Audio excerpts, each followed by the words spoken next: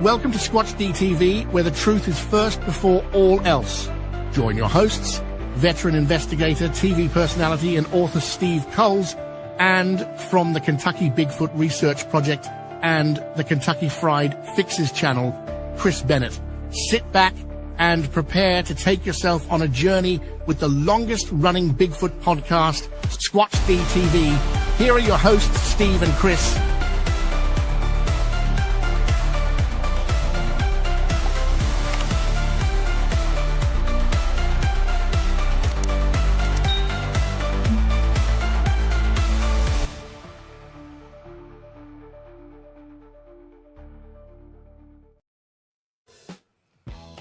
And good evening, everybody. Happy Halloween. It's October 31st, 2025.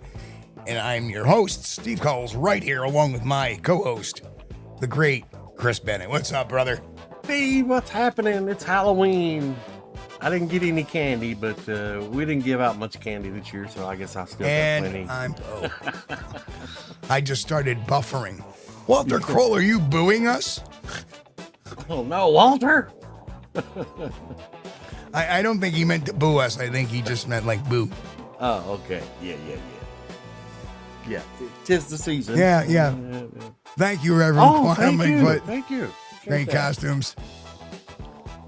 Although there was a lot of people dressed like my ex-mother-in-law out there. You know, ones with the pointy hats. Yeah. Oh, don't start with that. Mick, with the how many shopping days until Christmas now? Shut up. Well, yeah, I already got a complaint about that because there were Christmas decorations up there, a couple weeks ago here in Kentucky. So Andy's complaining about it. It's just like the Charlie Brown. It's a great pumpkin. It's like they had not even Halloween yet. They've already got the Christmas decorations up. Oh yeah, they have them staged. Like you go to the dollar store, the Dollar General, and they have the Christmas decorations all staged to go. Oh man, the Halloween used to be cool. It used to be a good thing for kids, and now it's like they're ruining it. They have ruined it. Like, oh, you can only trick or treat between the hours of 5 and 6 p.m. or whatever it is, 4 and 5 p.m. or something. Daylight. Who wants to go out trick or treating in the daylight? That's not fun. Wow. But it's safer. Well, hell, I mean, tomorrow is daylight saving, or Sunday is daylight savings.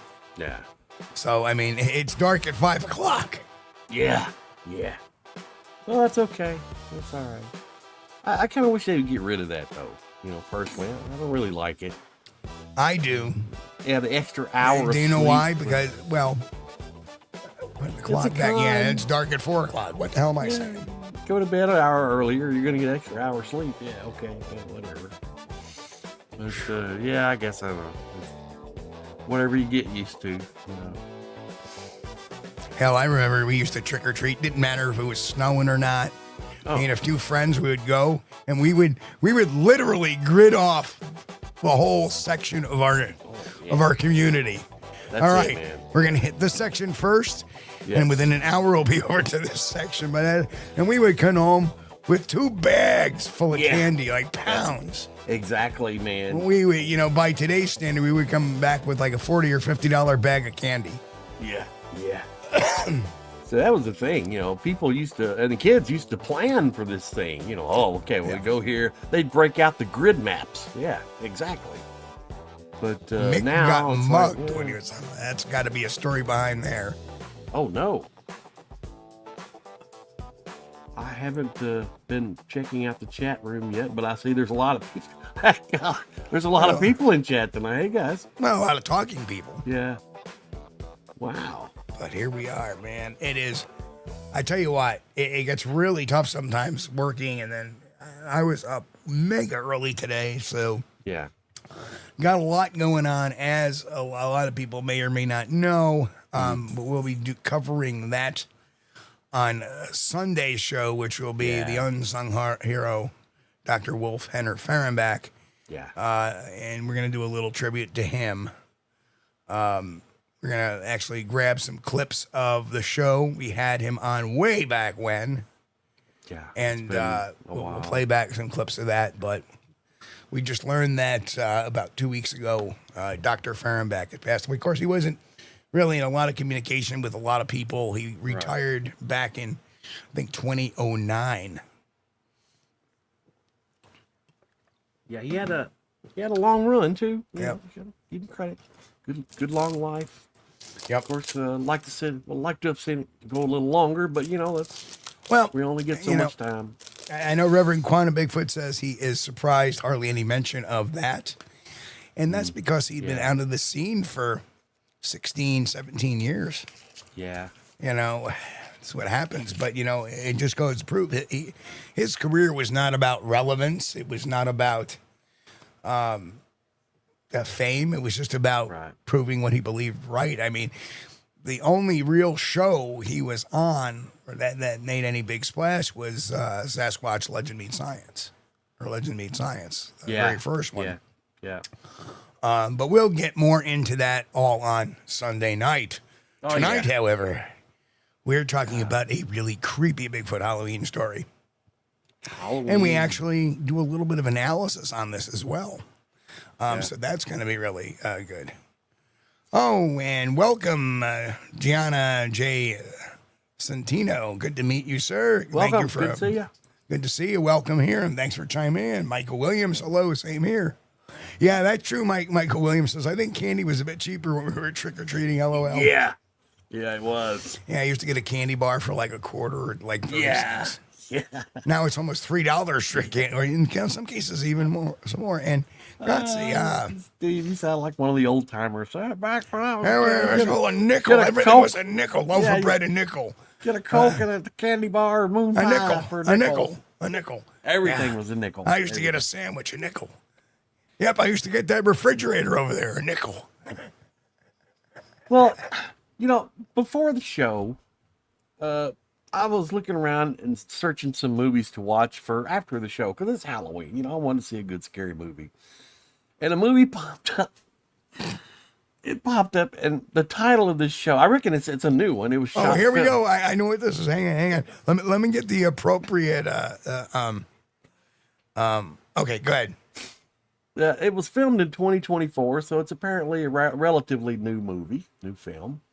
And the title of it was called... I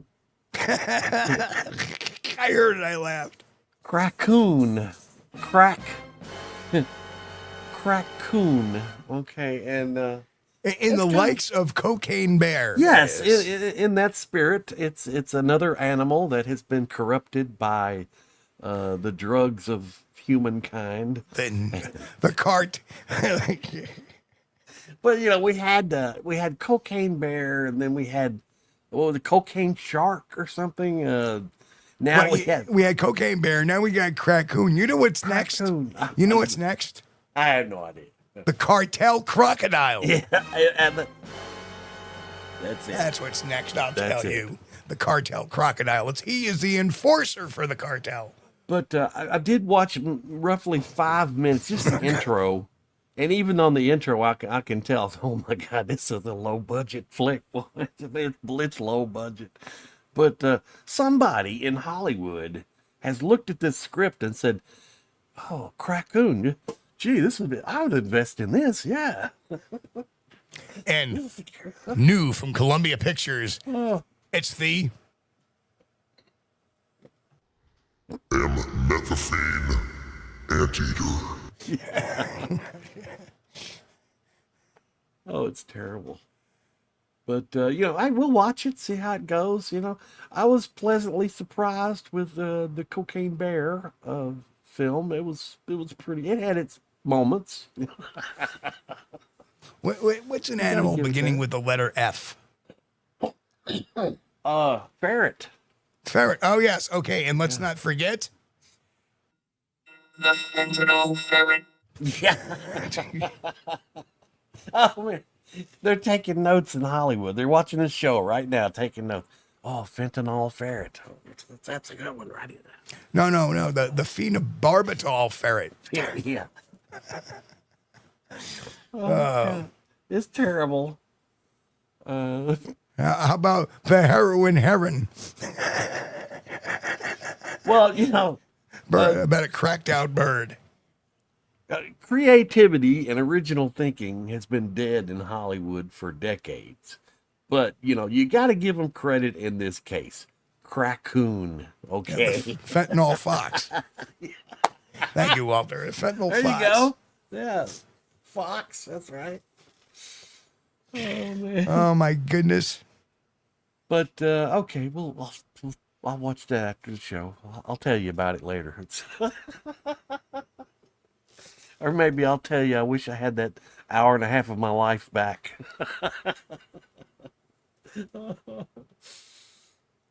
Okay. I need a drink after that one. Rough, yeah. Oh, And you know Reverend what? I'm going to Quantum have to Big... excuse me. I didn't bring enough beverages. I was Reverend- full in between me coming in about the beginning of the show till now. I've drank that much of it. The Reverend has given Hollywood another idea. Cocaine crabs from outer space. Yeah, well, cocaine crabs could be from a bunch of hookers in Miami. Anyway, that was completely wrong, but funny and true. Oh, yeah. Yeah. Man. Oh, boy. We're starting off here on a good note. It's Oh, my fun. goodness. What kind of Halloween show is this? I don't know. Well, we're going to forgo with the chat room gaggle tonight. We'll do that on Sunday. But we know you're all there. We all love you guys. And thanks for being here tonight on Friday night as we talk about a creepy Bigfoot Halloween story. Yeah. Okay. And, of course, tonight we're going to talk about these incidents took place at a rural homestead outside the town of Honubby, Oklahoma. Yes, we're talking about the siege at Honubby. And this occurred in January of 2000. Okay, some BFRO contacts actually went to visit the family, and they stayed overnight and were impressed. And weeks later, television stations, newspapers in Oklahoma mentioned the incidents, but never told the entire story. So we're going to say the first message received to the BFRO from the uncle of the Honobia family is that there were too many incidents to mention here. Please have someone contact us. This is no hoax, and my brother is afraid for his family. This creature is getting bolder every time it returns. The thing is huge. It walks upright. It smells like a musky urine burned hair type odor. He repeatedly comes back in the early morning hours after midnight and harasses them until just before dawn. It has on more than one occasion tried to enter their home. We don't know where to turn. Everyone thinks we are crazy when we mention it. Please, we don't know what to do, but I do know that something needs to be done. There are stories we could tell that would make the hair stand on your neck. So this message went on to explain that the family was having problems over the past 2 years with one or more nuisance animals that were prowling around outside the home at night. The animals were stealing deer meat from an outside shed. The situation had escalated when the animals tried to get into their home. At one point, the father went outside to confront the animal. He got a good look at one, took a shot at what he claimed was a Bigfoot running back into the woods. So, wow. Well, you would have thought that would have been the last of it, you know. So the BFRO contacted the family after receiving the report and spoke to a man who was the brother of the father of the family. He insisted that they were not kidding around. At least one Bigfoot was coming around the homestead almost every night. It was coming onto their porch, messing with a window, wiggling the doorknob as if it wanted to get into the house, and even stealing deer meat out of a freezer that was kept in an open-sided building. And he said whatever it wasn't alone. The family could hear chattering and screaming from the hills when the prowlers were near the home. The wife was too fearful to remain at the house. She and the kids were relocated temporarily while the men armed themselves with assault rifles and prepared to defend the homestead against the nightly predators and prowlers. Wow. Wow. Well, that sounds typical of Oklahoma behavior there. They're guaranteed grab the assault rifles, and there we go.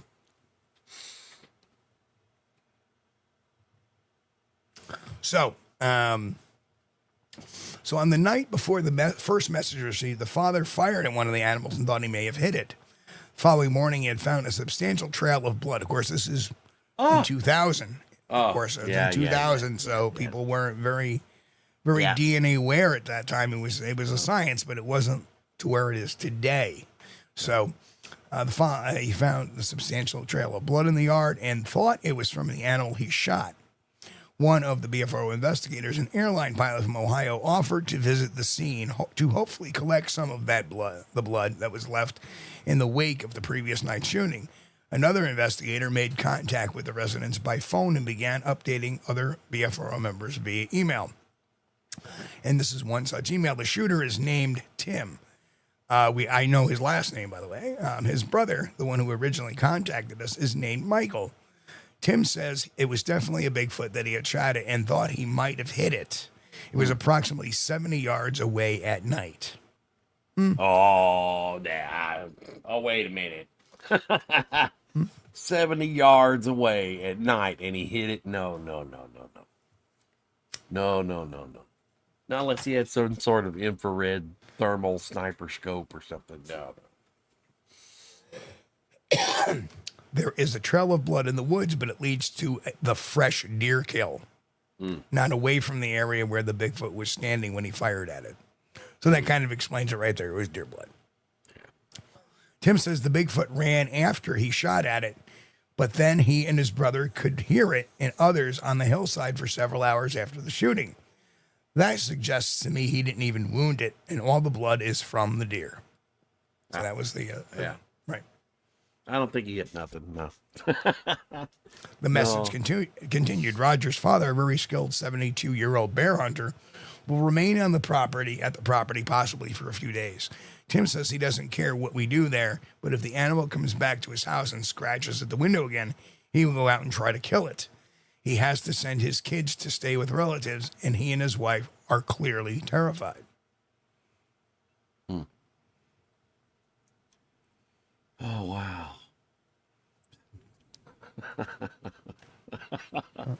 that might have worked. Yeah, 70 yards. Yeah, you're slinging enough lead while you might hit something. Hang on, Chris. Go take some of those questions. I'm going to go refill my beverage real quick. Yeah. Right. Yeah, I don't think that's the thing. 70 yards at night, taking a shot at something. No, you'd have to have a minigun. You'd be slinging a lot of lead down that way to hit something at 70 yards at night. Now, the big difference, during the day, especially, you don't use a scope at night. And while it is possible, people shoot things like at 100 yards or so, open-sighted. Most usually and most commonly, they use a scope, which at nighttime, a scope is a no-no unless you have a, one of those thermal image scopes or the night vision infrared scopes or something like that. It just, yeah. It is. Yeah, I think Steve, maybe he went to get a Snapple. Yeah. Yeah, exactly, Reverend. Spray and pray. That's it. Don't get me a Snapple. Oh, man. There we are again. And Grant said it sounds like they had an infestation of platypus. No, we got the big jumbo size one, which is the one I should have brought in the first place, but. And I am drinking tea tonight, but it's not Snapple. I wished I ran out of ski earlier today, so we had to switch over to drinking tea until I get to the store. But I think I got enough. No ski. Yeah, that's pretty rough. I mean, you can go into withdrawals if you. So, Johnny, this happened apparently in 2000. So this is 25 years ago. And the funny thing is I remember this as it was happening. Yeah. Okay, here we are.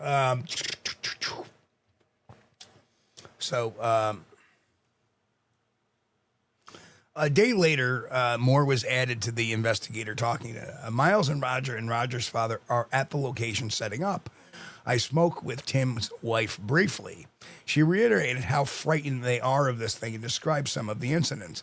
Far from jumping to conclusions, she said her and her husband had denied the whole thing to themselves for a few years. It wasn't until after the deer meat, 3 complete quarter deer had all disappeared from the large chest-high freezer in the outdoor shed that the intruder started trying to get into the window and loud hollering outside. The recent deer kill found outside had not been shot. One of its legs had been violently twisted and broken, and it clearly had been carried, not dragged, to the spot where it was found. The most interesting thing was how the predator pulled out the internal organs. The belly of the deer had not been opened. The opening was up between the neck and the rib cage. The predator made a hole large enough to stick its arm in and apparently reached down from above the rib cage and pulled out the organs. Ugh. Gross. Now, mind you, that this was verified by people that went to the scene, third-party people, the BFR investigators. Yeah. Well, what are we looking at up there? Up front, you've got the heart, and basically everything else is further back. Well, you got the heart and the reach lungs. down, you can heart, you can liver, pancreas. Yeah. Stomach.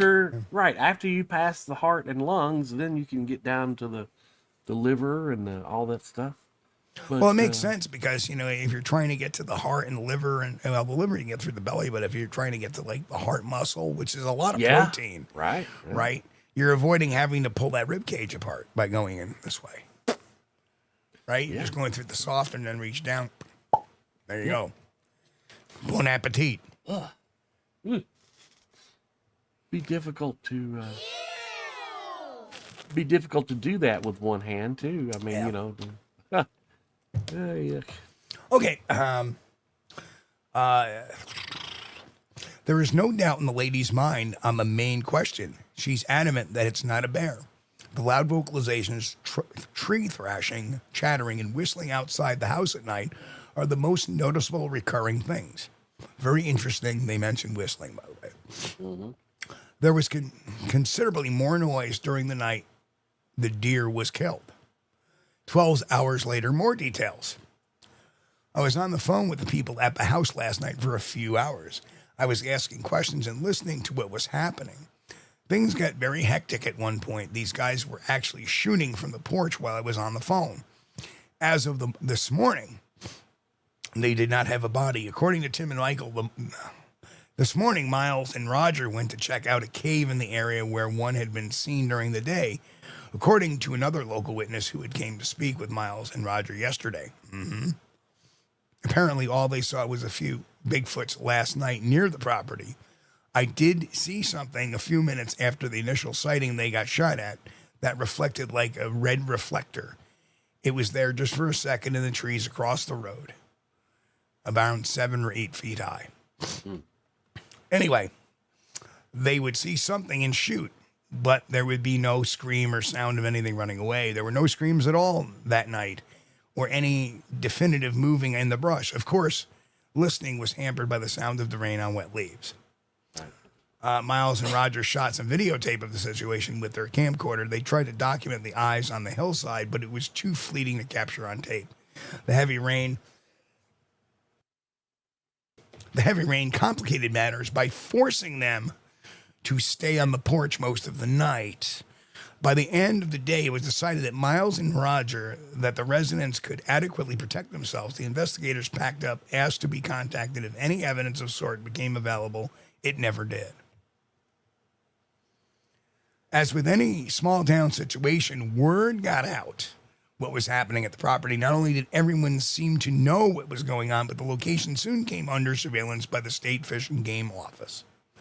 The residents could no longer do hunting off the back porch or shoot fairly indiscriminately into the night. The family was eventually persuaded to stop trying to shoot the creatures and instead deal with the underlying cause of the problems. They needed to get rid of all the deer meat and stop hunting deer on the property. This increased the presence of fish and game vehicles in the area and made the argument an easier sell. It wasn't too long before they indicated that everything died down. They said the Bigfoot seemed to have kept a greater distance. They were heard off and howling from nearby hilltops, but they didn't try to enter the home again. The family heard less and less vocalizations as the weeks went on. Eventually, the vocalizations ceased altogether. It was assumed the animals had moved into a different area. A few weeks later, the BFRO sent another investigator from Oklahoma, Sue Lindley, to explore the solo camp in the general vicinity of the home. She came well prepared and camped for several days alone with her dog. She returned a few weeks later to set up an automated camera at the promising spot. She found and heard a few interesting things on that trip, but nothing definitive. The camera trap yielded nothing. The best thing the BFRO could do at that point was to wait and hear more from the witnesses in the general area and who might provide tips on another visited property. When a tip finally came months later and an expedition was organized, the Wichita expedition, that expedition yielded no video or photographic evidence, but the participants say they heard probable vocalizations and believe another expedition was warranted. So there you have it.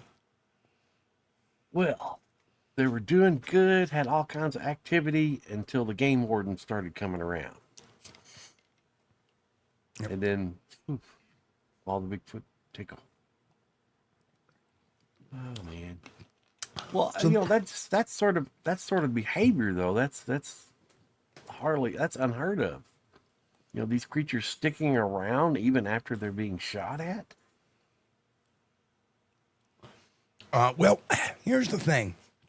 And I remember this very clearly in discussions back in 2003 within the BFRO, because I was a member of the BFRO from 2003 through the end of 2005, and then I rejoined back in 2012. Right. And the discussion was that every time they would shoot on the property, that gun would drop a deer.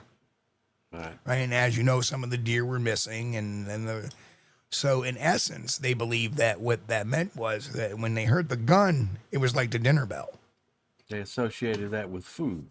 Right, they associated with them are dropping deer. They're not shooting at us, they're shooting at the deer. And that would be explain why they didn't run off or disappear after being shot at. To them, the gunshots were, here's food. Right? Yeah. So that is... oh, man. And like I said, this has been happening for a while, and I just find it interesting that once the BFRO showed up, within a couple of weeks, everything died down. Yeah. Now, I've heard rumors, including from Tim, who I talked to a few years after the incident, and they were not happy with the BFRO. Mm-hmm. They claim that their veteran, the guy who had experience in bear hunting, right, was scared in his boots and refused to move off the porch. And there was a lot of things being thrown around because he brought his son, and then they just completely refused to move. And that activity really was still going on, but they just didn't want to have anything to do with the BFRO. Well, I was thinking if it was a legit encounter that happened, maybe the BFRO kind of, put disinformation out there a little bit and said, no, there's nothing going on now. Right. So it would keep people away from the area. But, wow, that sounds like it would have been a perfect chance to bag a specimen, But, they could have used a tranquilizer darts or something. They didn't have to break out the assault rifles. Well, correct, Em and Chris, correct. Yes. I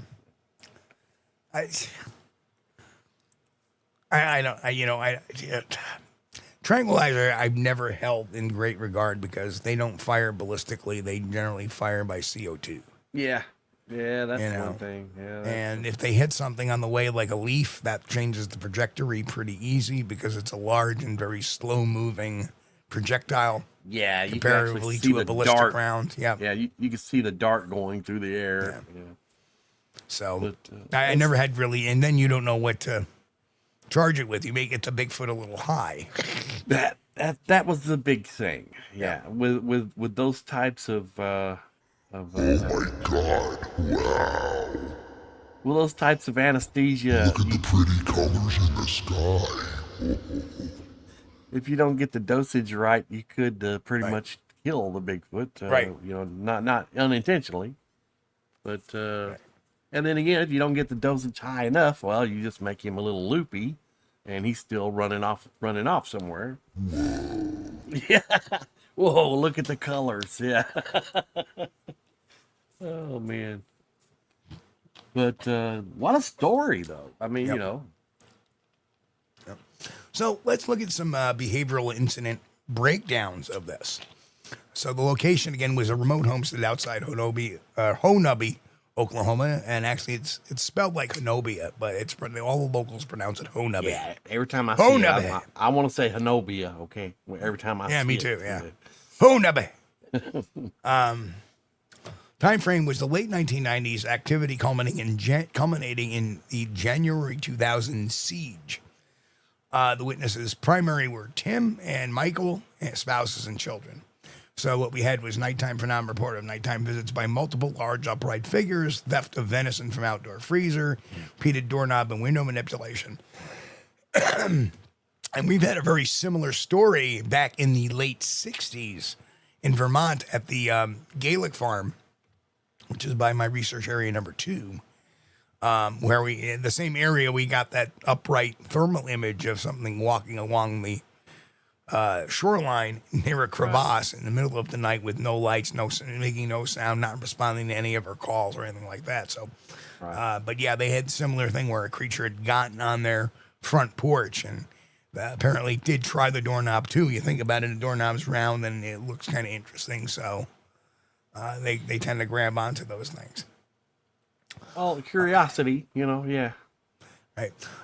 Repeated doorknob and window manipulation, rock throwing and heavy tree thrashing, vocalization, chatter, and whistles from surrounding hills, deer kill exhibiting unusual anatomical removal of organs, and there was no verifiable physical evidence collected, blood traced to the deer kill, no tracks, hair, or body was ever recovered.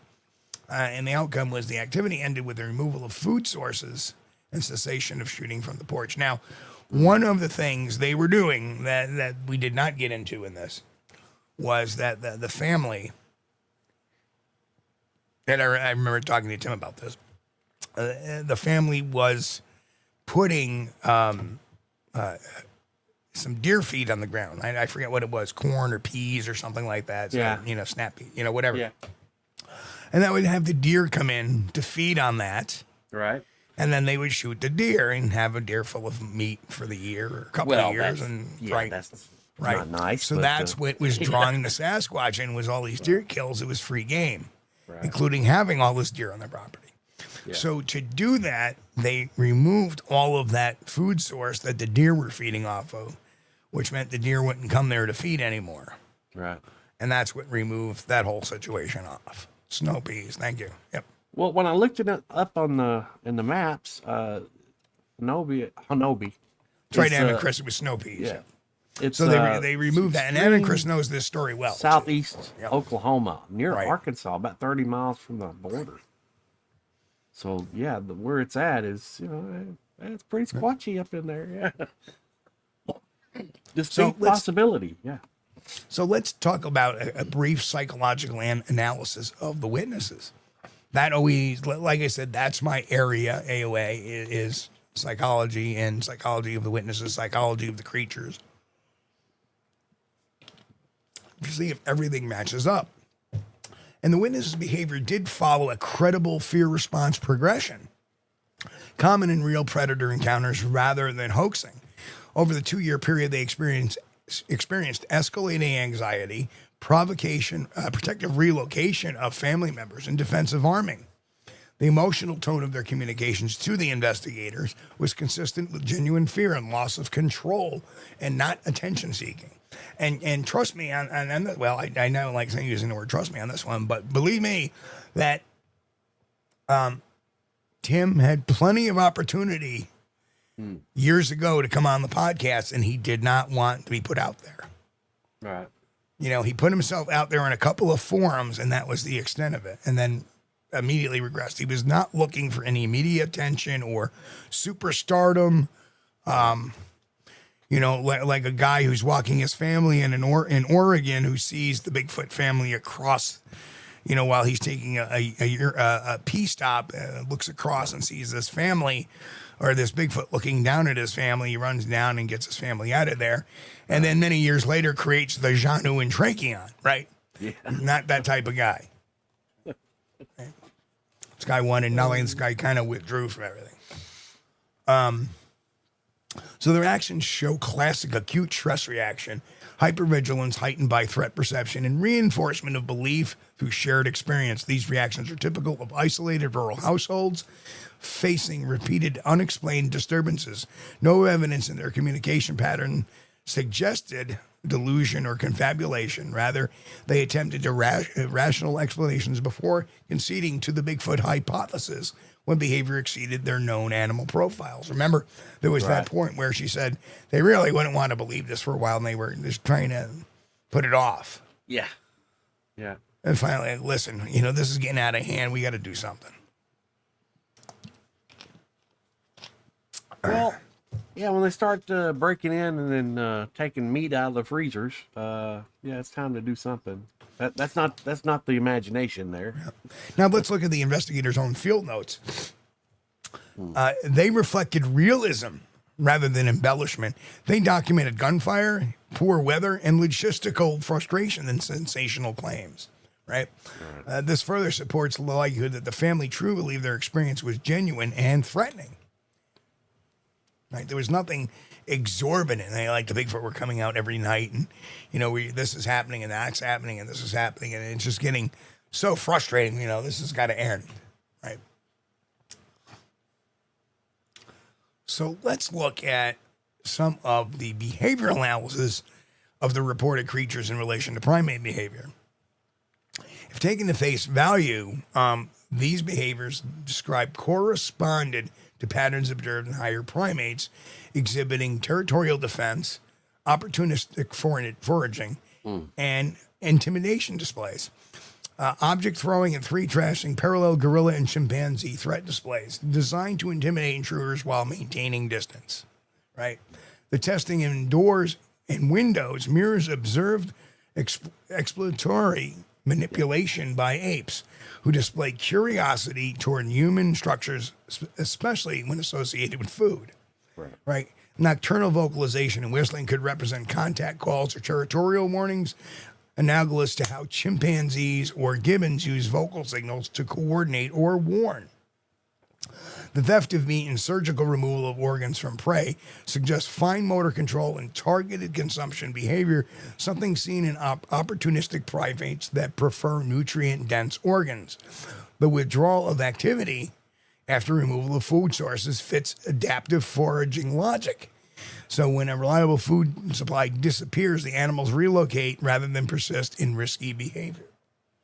So collectively, these behaviors, if authentic, portray an intelligent, socially organized primate capable of environmental learning and risk assessment that we know primates do have. So there is no indication of supernatural or paranormal behavior in this account. Instead, the activity aligns with a biologically consistent model of larger primate opportunism intersecting with human habitation. So, well, the deer kill was one that I got an eyebrow raised on. Right. When they had somebody look at that, did they do a close inspection, like to see if the entry wound was cut with a knife or was it ripped? You know, things of that nature. That's what I'd be interested in. Well, I agree, and I think that, you know, again, we're looking in the year 2000. Right. We didn't have digital photography then. It was just at the beginning. Yeah. The very beginning. And we didn't have I mean, if you had 3 megapixel cameras, hey, you're, Oh, you're wow. above the curb. No, that hadn't been invented yet, I don't think. There had, but they were super expensive. Let me just pull that up. I think the first digital camera we bought was like in 2006, I think. And I believe it was like 1.2 megapixels, and we thought we were like, it's just amazing, you know. Of course, you know, it took me a while, but you know, with film cameras, I've got a Yashica FX70 camera that 35 millimeter. I love that camera, but you know, hey, you got to buy a roll of film, then you got to take the film and get it developed, and it's not cheap, man. So when was the first digital camera available for consumer purchase? Anybody want to take a guess? No idea. No idea. Let's put it out there, folks. Throw it up there in the chat. When do you think the first digital camera was available for consumer purchase?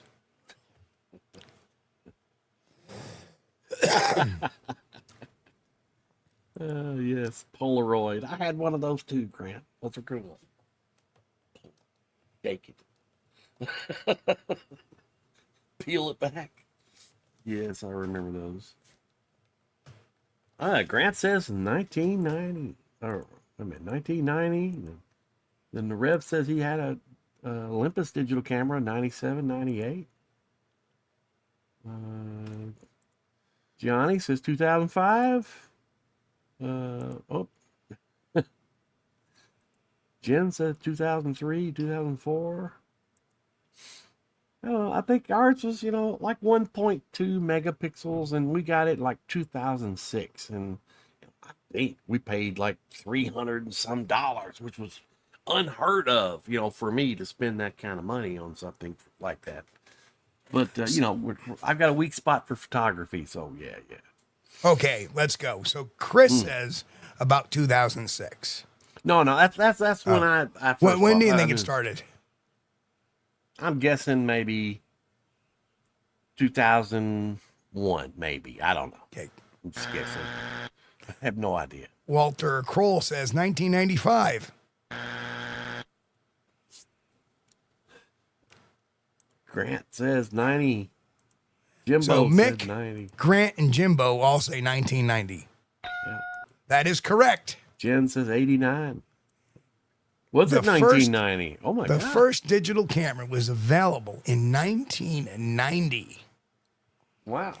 Its price was around $995 for a 376 by 240 pixel, black and white only. Right? So, in 1994, the Apple released the QuickTake 100, one of its first digital cameras for consumers. Yeah. Between 1995 and 1997, cameras like the Casio QV10 and the Sony Mavic series helped digital photography reach tech enthusiasts and other professionals. Prices, however, were still high, between $700 and $1,000. However, the mainstream boom began in 1999 when Nikon's Coolpix 950, Canon's PowerShot line, and the Sony CyberShot models became status symbols for travelers and families. In 2000, the Sharp JSH04, the first phone with a built-in digital camera, launched in Japan, marking the start of camera phone integration. In 2001 to 2005, prices dropped dramatically. Resolutions increased. 3 to 5 megapixels became standard. So that is the real crux of what I'm looking at here for this particular question, is were there any photos? Well, if there were, they were likely on film, because really it wasn't until a year later and years later, within a few years after, that digital photography became more prevalent.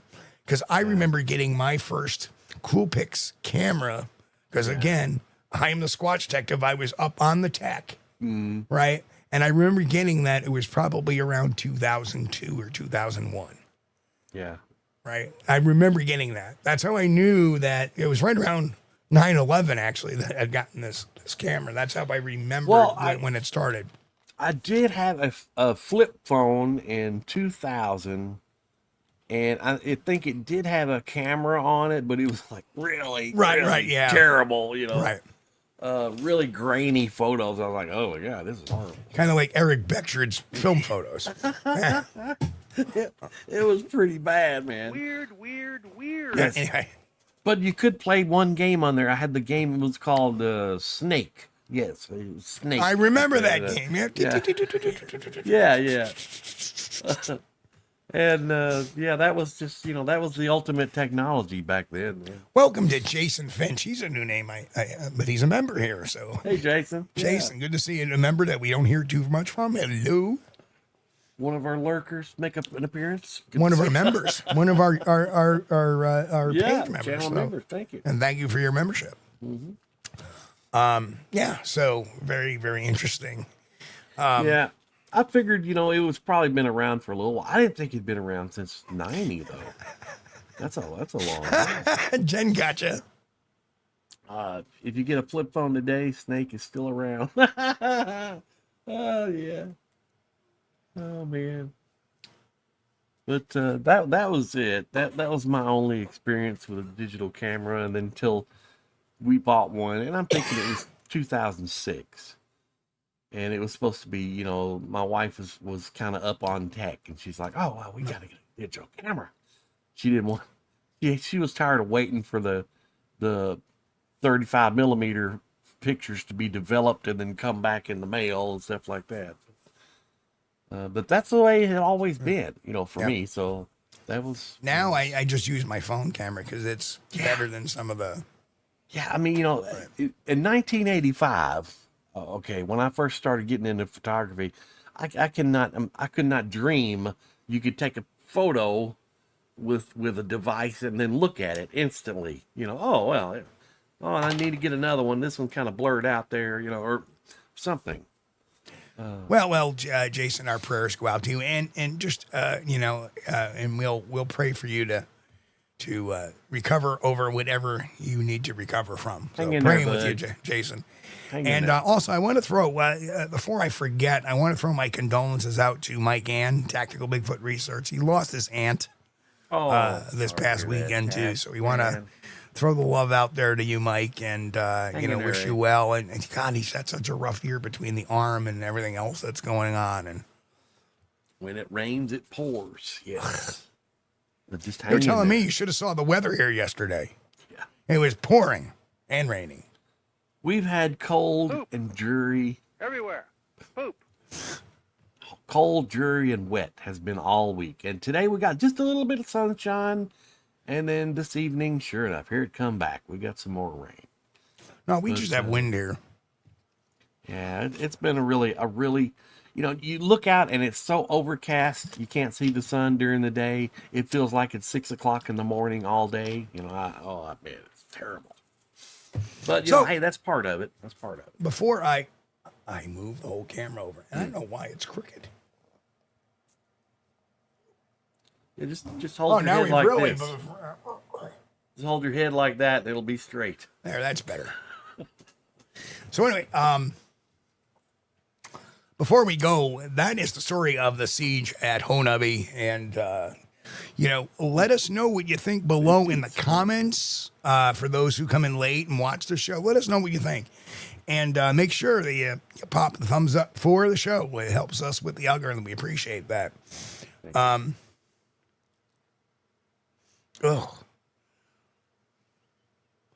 Anyway, on a personal note, guess what happened, Chris, today when I went into work? Oh, what happened? Lay it on me. All right, so a lot of people don't know this. I may have blurted it out a few times, is that I work 6 days a week. Mm-hmm.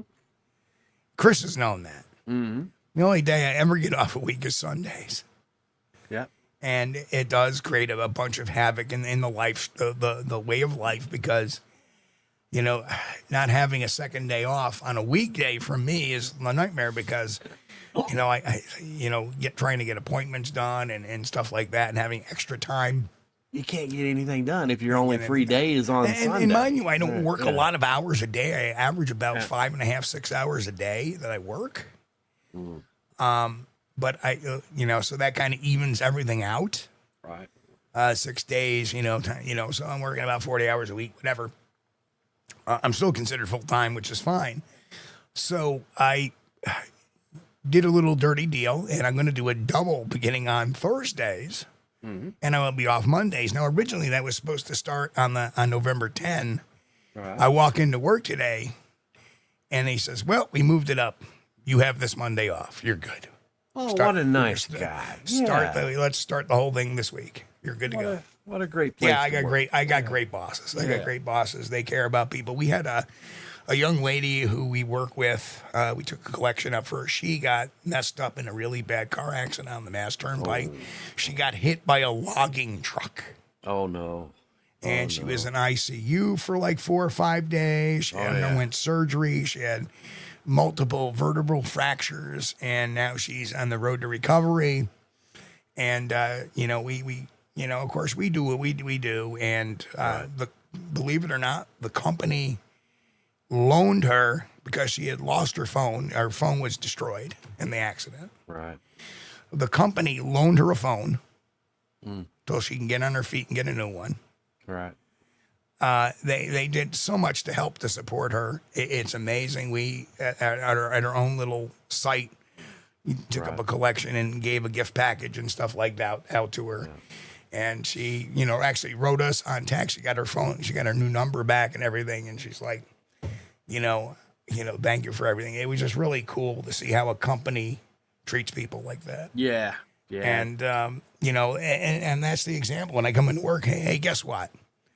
We moved it up for you.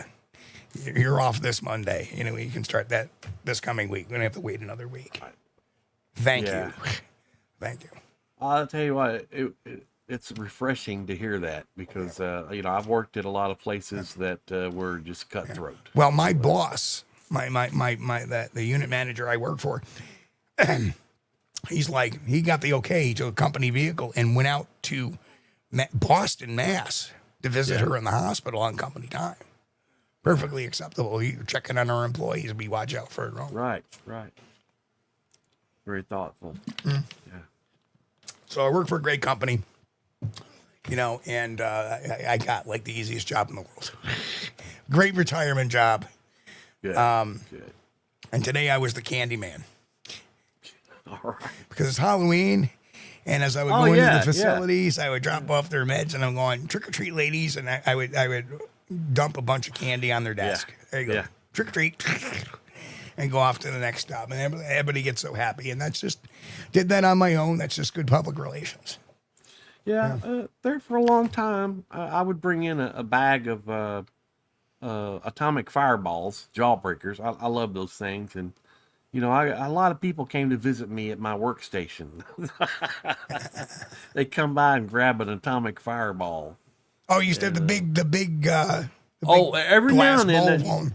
No, the ones that came that's how I buy them. And of course, I'd take them to work with in a little brown sack, But they had the small versions, and then every now and then, the store would get in the big jar. They had the very large ones, about the size of a ping pong ball. And man, let me tell you, those things will burn you up. I love them things. So, by the way, a week from today, at I think it's early in the morning, like 7:30, 8 o'clock in the morning. Yeah. I'm actually doing a 20-minute presentation for a Rotary Club.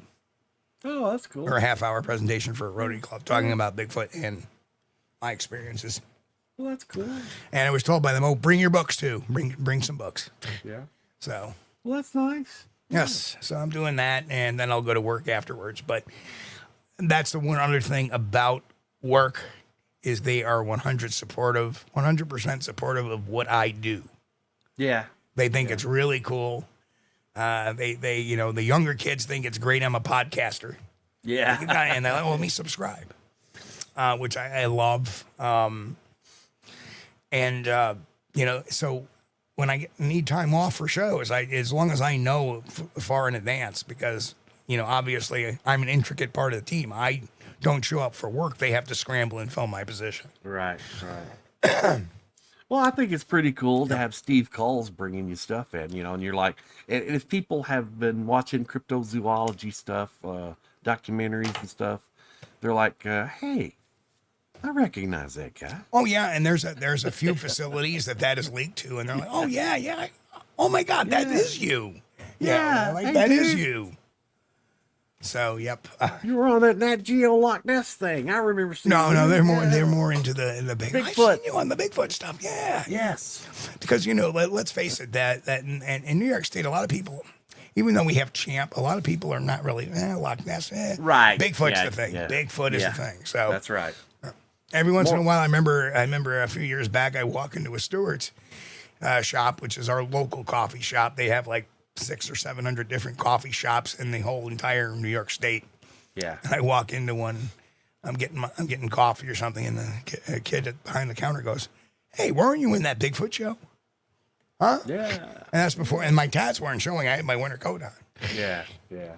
So recognized me on face, which is really sometimes kind of strange. Oh, yeah. And Well, now I think a lot of people like the cryptozoology they shows. do, absolutely. Every once in a while, somebody will approach me with all the new outrigging of the Bronco. Right. With the decals on them and a lot of people come up to me and start talking to me about it. Mm-hmm. That's always cool. Well, I'm sorry to hear that, Reverend Quantum Bigfoot's great area. Be sure to visit the Loch Ness Center in Drumnadrocket. So, very cool. Yeah, Drumnadrocket's great. I stayed in Inverness at Eldurry Castle when I was there, and good Wi-Fi. Good Wi-Fi. Good Wi-Fi. Yeah. Good Wi-Fi. But anyway, I'll tell you, what a fun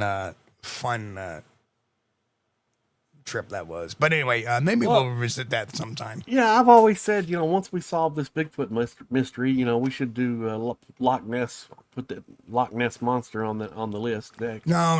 You know what? When I get done with Bigfoot solved, I'm off to crop circles. Anyway. Oh man, already. Oh man, I can't believe Yes, it. it is. Well, it's been fun. Thanks everybody over in the chat for joining us, and thank you to our members. We appreciate you so much. We know we've got the greatest audience we could ever hope to have, and we're humbled by your presence every time you're with us. Thank you so much. And if you haven't already subscribed to the channel, please do so. Check to make sure you're still subscribed to the channel, guys. Yes. But smash that thumbs up button if you haven't already. And again, thank you so much. This is only possible because of you. Thank you so much, guys. That's right. And Johnny, if you haven't subscribed yet, that little box in the upper right-hand corner, if you hit your phone with that, takes you right to the subscribe link. And we want to wish everybody a good, happy weekend. And we'll see everybody on Sunday, where we'll be honoring Dr. Wolf Henner Fehrenbach, an unsung hero in the Bigfoot mystery. And we'll tell you all about that Sunday. But until then, everybody be safe, be good. We love you all. You're like family to us. You make this show possible, and we appreciate every one of you. And on that behalf, I want to wish everybody a happy and safe weekend. God bless. Most of all, of course, you know what's coming next, folks. Don't eat too much candy. Don't eat too much candy. But most of all, keep on squatching. Love you guys. See you Sunday.